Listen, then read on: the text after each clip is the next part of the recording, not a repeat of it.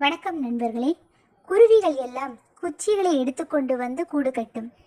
கூடு கட்டி அதை முடிக்கின்ற நேரத்தில் மழையில் அந்த கூடு கீழே விழுந்து விட்டால் அந்த குருவி மீண்டும் அந்த கூட்டை எடுத்து வந்து தொடராது.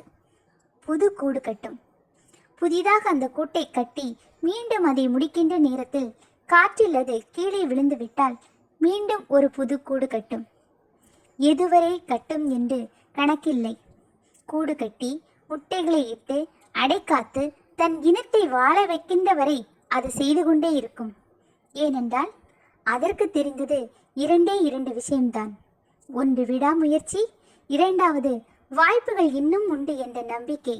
எத்தனை தடவைகள் கூடு கீழே விழுந்தாலும் அது மீண்டும் ஏன் பறந்து போய் மீண்டும் மீண்டும் கூடு கட்டுகிறது? இன்னும் 1000 கூடுகள் கட்ட இந்த உலகத்தில் வாய்ப்பு இருக்கிறது என்று நம்புகிறது. யாரோ ஒருத்தருக்கு உங்களை பிடிக்காவிட்டால் இனிமேல் எல்லோருமே உங்களை வெறுத்து விடுவார்களா? ஏதோ ஒன்றில் தோல்வி அடைந்து விட்டால் இனிமேல் நாம் நன்றாகவே இருக்க மாட்டோமா? யார் சொன்னது? எண்ணங்களை நன்றாக வைத்துக் கொள்ளுங்கள். இல்லை என்றால் நம்முடைய சொந்த எண்ணமே நம்மை ஒரு நாள் கொன்றுவிடும்.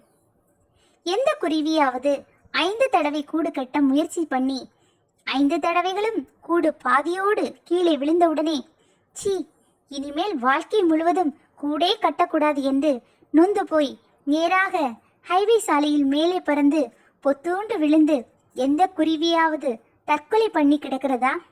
யாரோ உங்களை திட்டிவிட்டால் என்ன? நீங்கள் கெட்டவராக இருந்தாலும் உங்களை திட்டுவார்கள். அதே நேரத்தில் அவர்களை விட நீங்கள் சிறப்பாக இருந்தாலும் உங்களை திட்டுவார்கள். பிறரிடமிருந்து உங்களுக்கு மதிப்பு இல்லை என்று தெரிந்தால் அவர்களிடமிருந்து விலகிவிடுங்கள். ஒரு நாள் உங்களின் வருகைக்காக அவர்கள் காத்திருக்கும் நேரம் வரும். உங்களிடம் நடிப்பவர்களை உங்களால் நிறுத்த முடியாது. ஆனால் அதை நம்புவதை உங்களால் நிறுத்த முடியும். வெறுப்பு 2 காரணங்களினால் வெளிப்படுவது.